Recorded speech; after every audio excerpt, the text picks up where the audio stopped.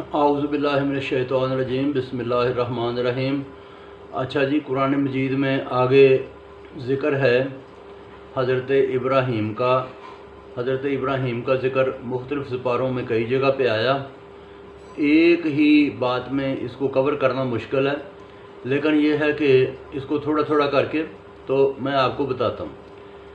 حضرت ابراہیم علیہ السلام کا تیسرے سپارے دوسرے رکوع میں ذکر ہے کہ حضرت ابراہیم نے اللہ تعالیٰ سے سوال کیا کہ یا اللہ، تو مردوں کو کیسے زندہ کرے گا؟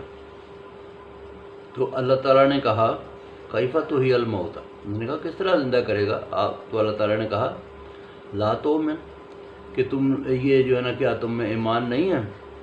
تو انہوں نے کہا کہ نہیں، ایمان تو ہے، لیکن یہ ہے کہ سکون قلب جو ہے نا اس کی ضرورت ہے، کہ میں اس کو دیکھ لوں تو میرا جو ہے نا وہ سکون قلب ہو جائے۔ تو اللہ تعالیٰ نے کہا کہ 4 جانور لو، ان کو اپنے ساتھ مانوس کرو، چار جانور پرندے، ٹھیک ہے جی۔ اس میں لوگ مختلف رائے ہے، کچھ لوگ کہتے ہیں کہ ایک جو ہے نا وہ مرغا تھا، ایک مور تھا، ایک کوا تھا، ایک کوئی اور تھا، اس طرح کر کے بتاتے 4 جانور۔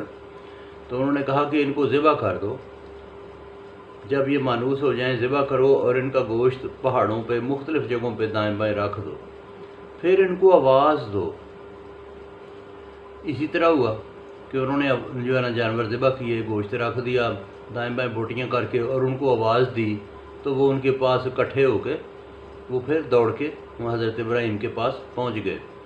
پہلی بات تو یہ ہے کہ کوئی بھی جو انسان ہے، اس میں بشر نور کی بات ہی نہیں، اس میں جو ہے نا نبی یا ایک عام انسان کی بات ہی نہیں۔ بات یہ ہے کہ خالق اور مخلوق کا فرق ہے، کہ مخلوق خالق کے رازوں کو پورا نہیں سمجھ سکتی۔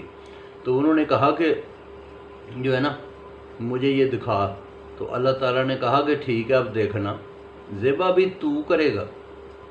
اب دیکھنے میں اپیرنٹلی موت کون دے رہا ہے؟ ابراہیم علیہ السلام مار رہا پرندوں کو، ذبح کر رہا ہے۔